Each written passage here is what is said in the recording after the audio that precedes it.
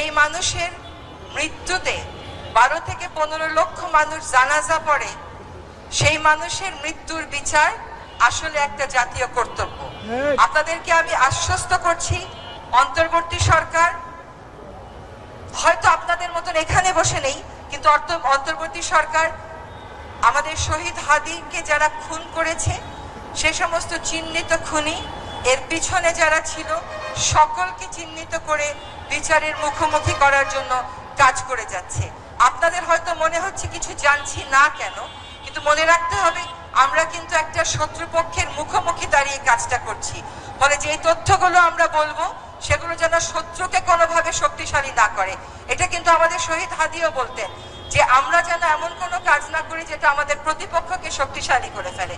এবার আমরা ভবিষ্যতে কি করতে যাচ্ছি এই সম্পর্কে আপনাদের একটু ধারণা দিই। একটা হচ্ছে, আপনারা শুনেছেন যে সকল রকমের পরীক্ষা নিরীক্ষা শেষ করে এই হত্যাকাণ্ডের চার্জশিট সুনির্দিষ্টভাবে দেয়া হবে ইনশাআল্লাহ 7 জানুয়ারি 2026-এর মধ্যে। এই চার্জশিট দেওয়ার পরে অন্তর্বর্তী সরকার থাকাকালীন সময়ে যেন দ্রুত বিচারটা করে যাওয়া যায়, সেটার নিশ্চয়তা আমি আপনাদেরকে দিচ্ছি। ইনশাআল্লাহ আমরা থাকতে থাকতেই এই হত্যাকাণ্ডের বিচার হবে।